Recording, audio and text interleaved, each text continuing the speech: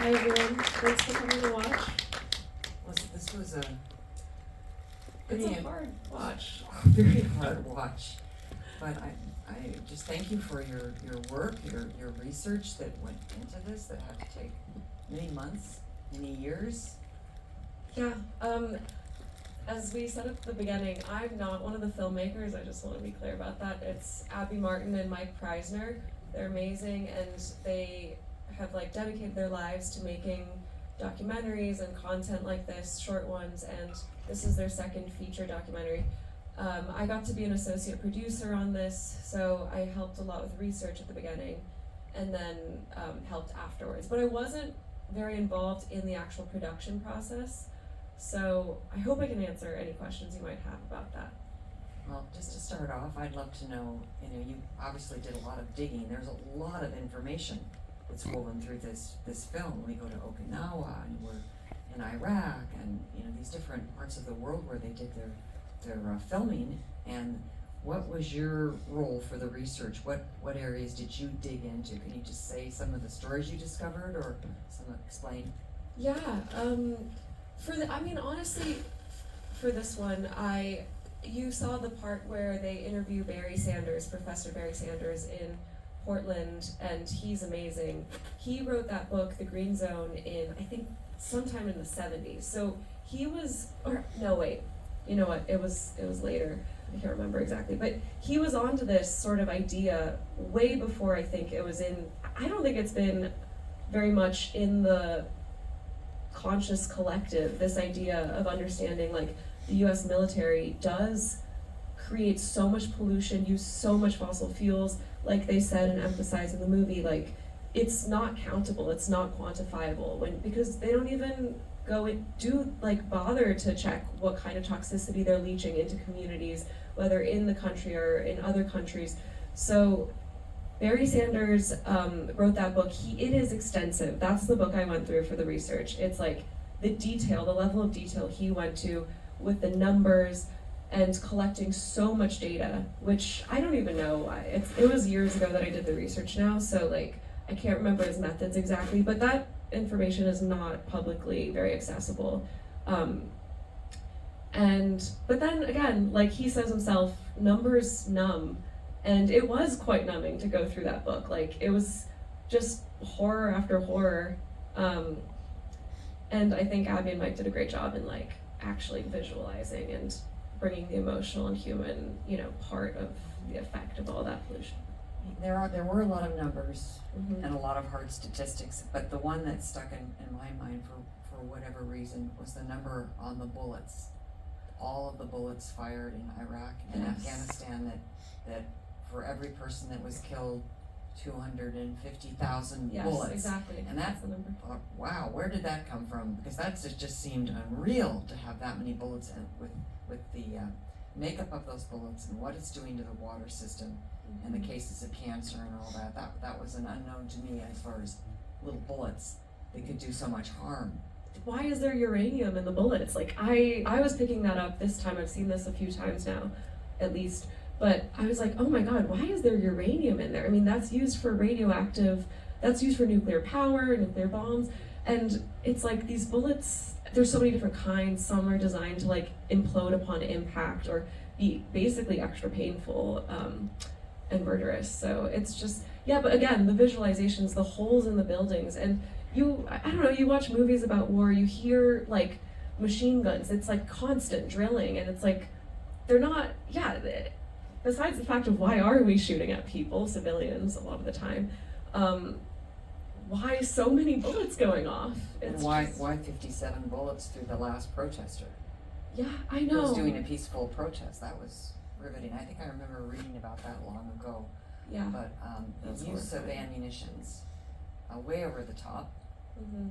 So that must have been hard was that hard for you, going through all of the statistics in the green zone and other sources? Was it a difficult journey for you just to read about all of that?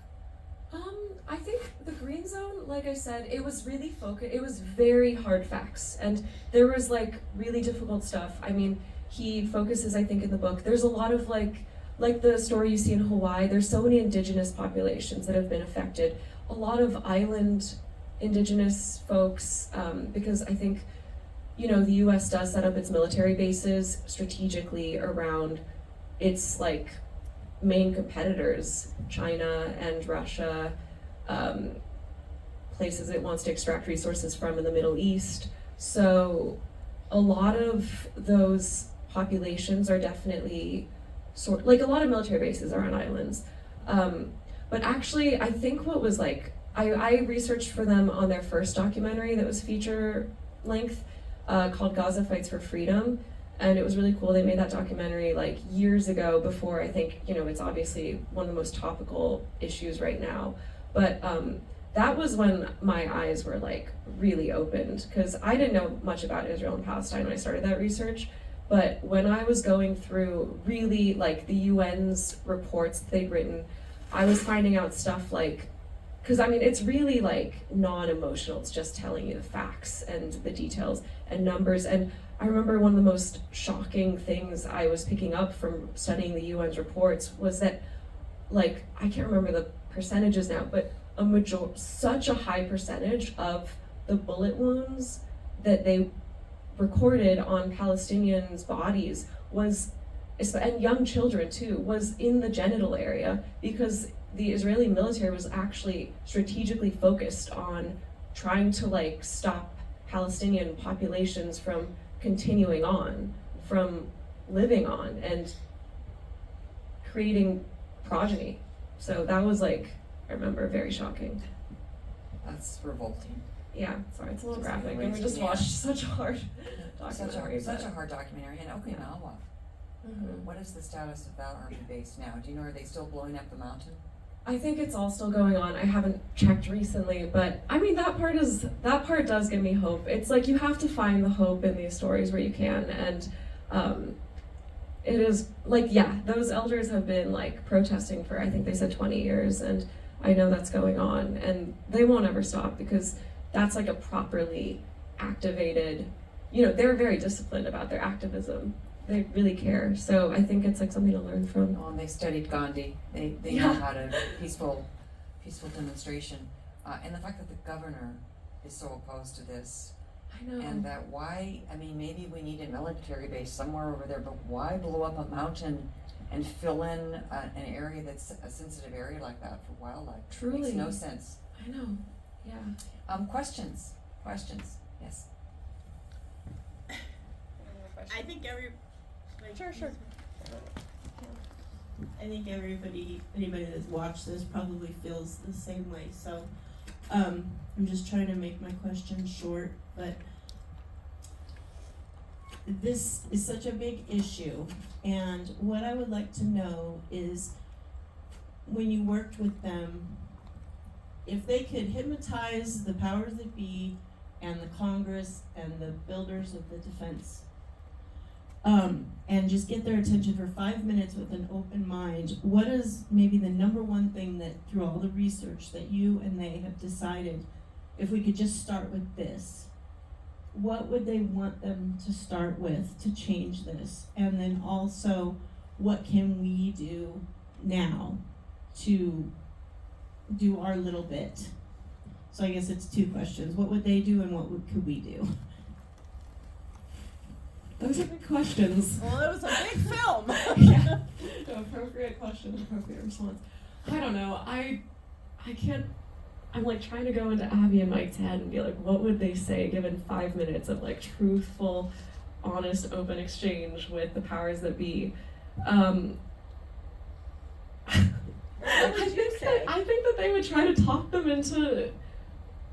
I think if you really had total access, like it'd be like, why are you the question right now, why are you existing? What is the modus operandi? Like it's an entire system that we're completely running on right now. Like they say, it's capitalism, it's greed, it's also not being aware of your role as a cog in the machine. I mean, most people in the military don't, they're people who are just trying to survive, trying to do one of the only options maybe available to them, and it helps that they don't know the greater mission. They're just trained and militarized and disciplined to do exactly what they're told to do. And that's one of the most dangerous things, is to not think critically about the system that you exist in. And that's their profession. So for us, it's to like I said at the beginning, thank you all for coming, because I think you signed up. You knew it was going to be a 2-hour movie, I hope. And that it was, maybe you didn't expect it to be such a hard watch, but like just showing up and absorbing information that's really difficult to take in, I think is hard in the first place and is a first step. And then, you know, thinking critically, like, how does this apply to my life? We all are affected by different wars, like literally no matter where we came from, even in America where we're pretty untouched by, you know, violence done to us on like a homeland, we still have generations pretty close to us who did fight in some wars, who are deployed in other countries. And so, you know, placing yourself in the framework is important, because everyone is attached to that. And then, it's corny, but like protesting, showing resistance, the more active and organized you can get with it is better. Showing up in the streets actually makes a difference. I don't know, it does feel quite hopeless lately. Like, I think people really are showing up to protest, and it's very clear that a lot of the, I don't know, like some of our direct constituents, or not constituents, but our representatives seem to be listening and caring, but that's also a lot of lip service. And it does feel pretty disconnected right now, like what taxpayers, American taxpayers, want from their government and what they're actually getting. So it is hard to like say, hey, go protest. Well, But it's important. it is important, and we've had past times where protests have made a difference, like with the Vietnam War. It took a lot of protests to end that war, and a lot of public opposition. So we have been through hard times before, where you have to speak out, and you have to elect the right people. And the awareness that you've brought here with the spending, the size of the military complex, which I thought the graphics and the statistics were unbelievable, the size and our presence worldwide, which is only going to increase with the current administration. Being aware of all this, I think, is good, because when you talk to your House representative or your senator who has a role in passing the budget and military spending, you can speak with some conviction that you're aware of these expenditures. And what was just proposed last week, $200 billion increase for the defense budget to build more missiles, to have more ammunitions, because we've dropped so many bombs and shot so many missiles in Iran. And apparently we're getting rid of last year's supplies that are perfectly good. That I was mean, unbelievable. That was unbelievable. I had it not was- heard of that. I was also referring to, like, for instance, the woman who passes out the cards warning people about the water in her area.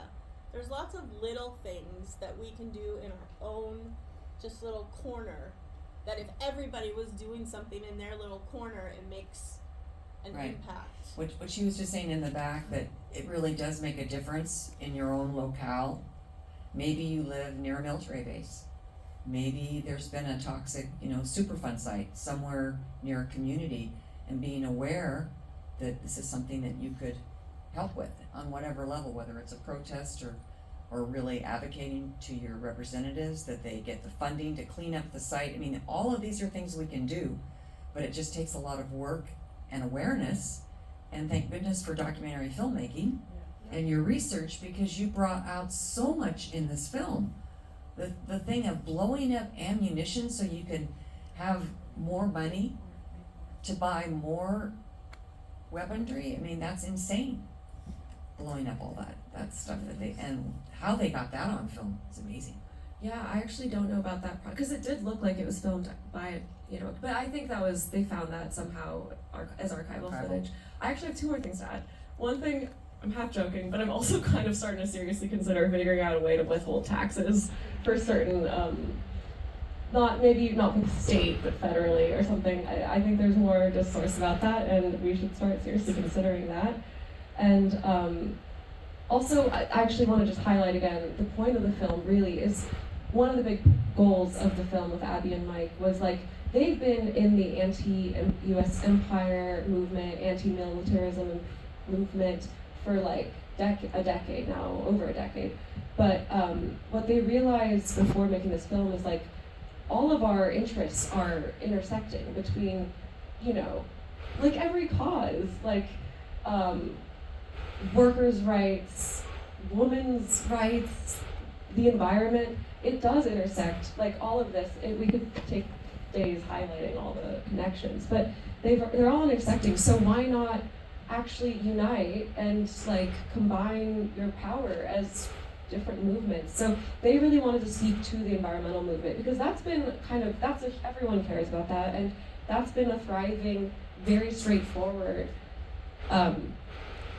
like mission of humanity for a lot longer, I think, than anti-war as a movement has been around. So I think that they wanted to be able to say, let's work together, let's harness our powers together.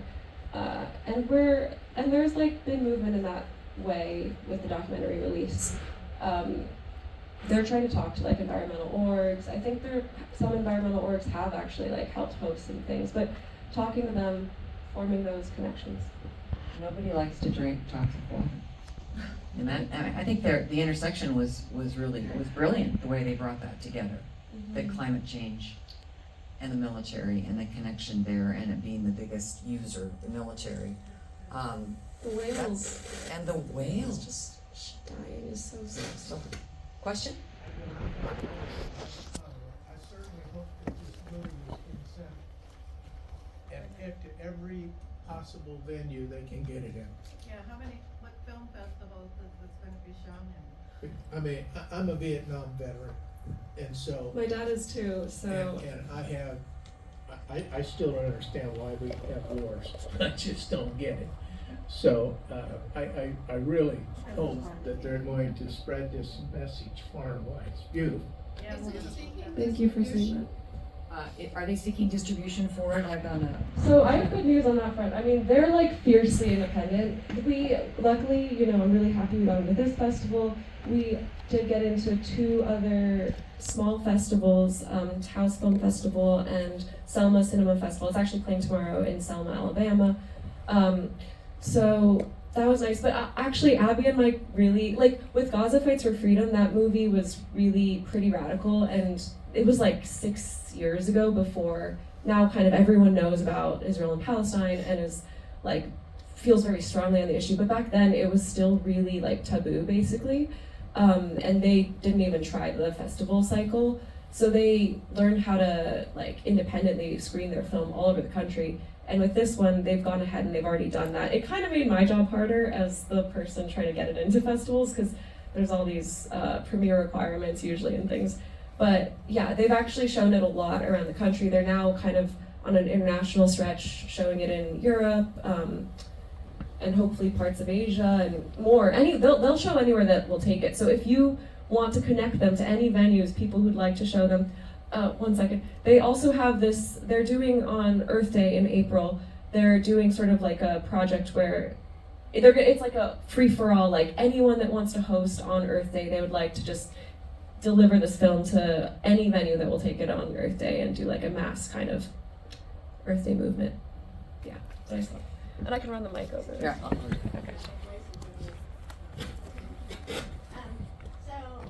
I work with Code Pink, which would be Oh. a Benjamin and, Ben Schroeder. Yeah, I love Code Pink. And I was actually on a conference call with Code Pink, and they're actually looking for people who want to show and host the film. So if you need to get in contact with Code Pink, you can do that, and they will, Yeah, show the film through there. sorry, I don't want to, you go ahead. No, that's okay. That's all I wanted to say. It's just that they were particularly looking for Earth Day.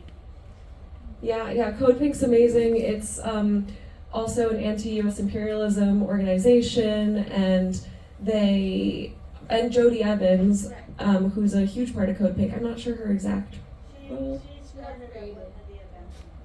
The what, sorry? She started Yeah, okay. So she's one of the founders of CodePink. She's an executive producer, I think, on the film, and she's really working closely with like the environmental campaign around it. So yeah, exactly, as you're saying, if you know of anyone who's interested in hosting this film on Earth Day at a formal venue, or I don't know, maybe even at a nice home theater or something, you should totally get in touch with CodePink and talk to you, maybe. I think you could email, well, I think you could speak on this better with Well, I know who to do it. It's Yeah. through Aaron. Yeah, I have a email. Okay. But do they have a website, CodePink? They do. So if they went to the website, would there be something on there probably to do it? That's great. So it can be streamed. They can send a link, and people can see it basically anywhere. Is that what you're saying? Oh. Well, they're not sending the link out to viewers. It's more like, The host. yeah. To the host. Yeah. Oh, yeah. I'll send you all the material that you need to do in order. And if I had flyers, I would probably hand them. As that is an amazing thing with internet, that we have this ability, if they're willing to release it and let hosts show it, Yeah. they can just do it through, streaming the link. Yeah, it's amazing. It is amazing. Everyone should check out CodePink, by the way. Like, if you go on their Instagram, you'll see Medea and her team, a bunch of people going and intersecting politicians, confronting them in, like, at the state capitol and everything. We have a chapter here and post on the Valley too. I didn't know that. That's wonderful. We'll talk after. I hear it, but I don't hear it real well. Can you tell me it's cold what? Code Pink. Cold? Pink. Like code and then pink, right? Thank you. Like my Yes. t-shirt. Oh, like the tea? Oh, yeah, you're wearing it. Yes. Any other comments or questions? Yes. Here, let me do this so everybody can hear. Thank you so much for being here, and this is the second time I've seen this film. Oh, And the awesome. first time I was in a theater, it was sold out. So, Where were you? Santa Ana, Oh, cool. on the Frida, and Code Pink, I think, was hosting. So I just wanted to ask you, like, how did you get into doing the research for these films? And I just want to say I appreciate all the work that you've done, because I know this is a lot of work, and being an activist is a lifelong thing. So, how did you get into Yeah. doing research? My dad basically, I grew up in a household that was very already like kind of anti-U.S. government, honestly. My dad's a filmmaker. Sorry, we have No, another no, film. yeah, you've stayed already for 2+ hours. Thank you. And he's a filmmaker, and he was friends with Abby, and I had gotten out of college, and he said they're looking for someone to research for Gaza Fights for Freedom, their first documentary. So I just jumped on board, and it wasn't like a full-time thing, but it was pieced together here and there, and I helped with like finding archival footage for them. It was like a tiny team, because at that time their funding was like all through kind of Patreon, I think. It was all just totally solo small donations to fund that entire film. And then they're still running like on independent small donations. So yeah, it was nice. I didn't work with them as like deeply for this. Like I said, it was research at the beginning and then helping with submissions at the end. But it was like a second, they came back and asked if I wanted to help. Yeah. Thanks for that question. Good question. I know some of you might be getting a little hungry because it's after 6:30. You've been wonderful sharing your thoughts and time and all that great research. Anybody else for a final comment or question? I know there's music videos that are going on if you want something a little lighter. Next door they have the music videos going on for the next hour and a half. There's also food at the cafe, and there's the Foodie. It's Foodie Friday, so there's some food trucks. There's some food trucks parked out front if you're hungry. And thank you for coming, and thank you, Tara, for all that you shared with us with this amazing film, powerful film. Thank you for having us and for moderating. All right, one more round. Yeah. Thank you.